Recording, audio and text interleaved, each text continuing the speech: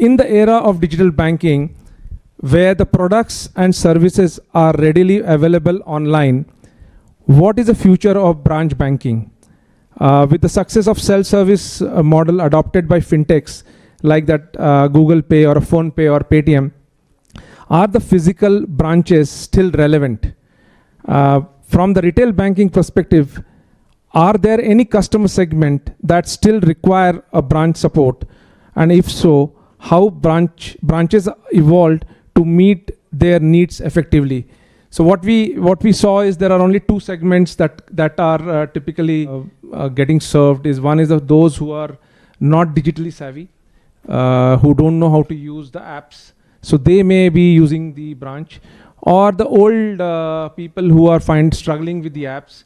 So they could be one of the users. So and are these the target segment of the banks? Do they really want to service these customers? Earlier, branch used to be remembered from a customer's point of view for transaction. Now all it can be done on your fingertip. So it has moved to problem solving, complex problem solving, I would rather say, and also in terms of advisory, where to invest my money. So solution oriented. And going back to the first point that Rajiv sir was talking about, I would also say today there are certain processes which I call it as branch only process. So RBI has still not allowed us to do away with IPV, in-person verification. Customer mandatorily has to come to the branch, and those can't be done digitally at all. For an example, dormancy removal. I want to add a name. Yes, some portion has been opened up with VKYC, video KYC, but it's not fully enabled. Only some services have been enabled on video KYC, not fully. So that's the first point of all services not available digitally. The second, when we talk about personas, that what are the type of customers that still come to the branch? Is it only that who are digitally not savvy? I would not say that, because there are super affluent customers who I would call them DIFM, do it for me. They don't have time to do it on their mobile. Even 3 minutes or a 3 second, they would not indulge into that. And they would send it their runner boys with the paper vouchers and send it back to the branch. Also, we are forgetting certain segment of customers like trust, association, clubs, societies. They have their complex paperwork kind of request, a trust wanting to change the signatory. There's no such process available digitally. So they will have to come back to the branch. And this is a very loved question in the industry, that will the branches exist? And me working in this, in my entire 24 years of career, I have encountered this question time and again. So while it was Rajiv sir's question, I still said I still want to attempt to answer this. And branches will still be the major acquisition strategy for all the banks, because any regular customer will definitely prefer that my branch is next door to me. So I believe that, yes, the formats will change in the future, but expansion will not happen in a major way. But the role will change from transaction, as sir said, to advisory. I also agree that the branches will stay and that it will take on a different format. I believe that they will serve more as trust points. Especially in India, I don't think people will be very comfortable with something which is in the air. They need to know that there is a place I can go to if I have a problem. So when my co-panelists mentioned that the format will change, from a 4,000 square feet branch, it might become 500 square feet. But the branch will be there, and there will be a signage, and there will be people there to attend to them. In this NPCI data, it says that UPI has just covered 30% of the eligible population till now. So where are the 70%? Who will serve them? So I know, I mean, most of the people sitting here and maybe in metros, they do all their banking through their banking app or through their online, banking channel.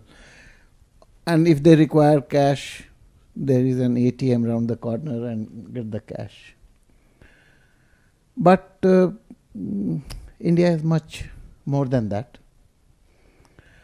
And there are people and places where the requirement of cash is still there. And you see, the society can only, I mean, any country can only become less cash, but it cannot become cashless.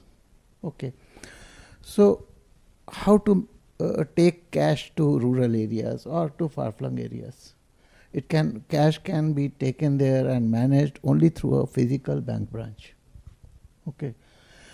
So that is one thing. And second thing is, there are many types of loans. Let us say home loan, LAP, or gold loan.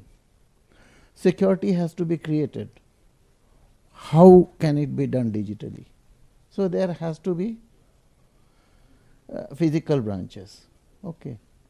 And perhaps that is why RBI has mandated that if a bank has to open bank branches, and they define bank branches by physical bank branches. Okay. At least 25% of them have to be in the unbanked rural areas, right? But then they have also given a leeway to banks that for that 25%, counting that portion, if banks have their business correspondents, BC outlets, their fixed points, they will be also counted. Okay. So those BCs of banks, they are like small bank branches. Like, I mean, my own company, PayPoint, we cater to many banks for this kind of thing. We are BC. And if you go to many of our outlets, they look like a mini bank branch. And all kinds of basic banking service, whether opening of account or payment, remittances, deposits, loans, everything happen there. Even you will find passbook printing also happening there. So, and as you yourself said, that there are people who require assisted service. That is there. And then, see, when because we are talking more in terms of digital bank, and in this quiz came, neobank. So this concept of neobank came from UK, where there is no bank behind a digital bank. It is a bank in its own. But in the Indian context, RBI has not recognized neobanks, purely digital banks. Whatever neobanks are there right now, and they are doing very good work, no doubt about it, they are basically BCs of some bank. Okay, it's a fancier name of a BC.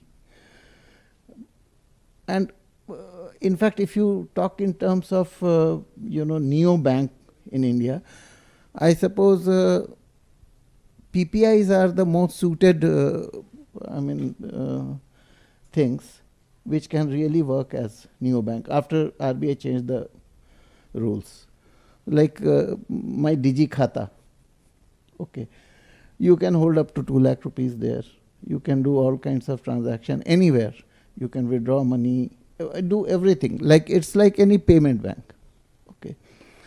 So ultimately, whatever one can say for maybe the people who are very tech savvy and all, they do not require to go to a bank branch. Maybe they go once in a blue moon.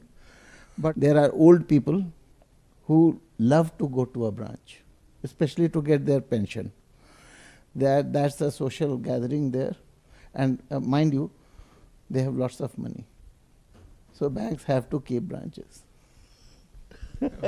So while the old people may be wanting to go to the branches, but maybe branches may not be wanting them to come there. No. Branches are also now, remodeling themselves a lot. If you go to a branch, you will find that they don't look like earlier, especially crowd management was a thing. Now you will find many cross-selling counters there. And branch indulge more in, telling customers about their products, how to use their digital kind of customer education. All those things are happening. So branch shape and size also is changing because most of the transaction banking has moved out. It has gone either to online banking or to even UPI, ATM, all those things. So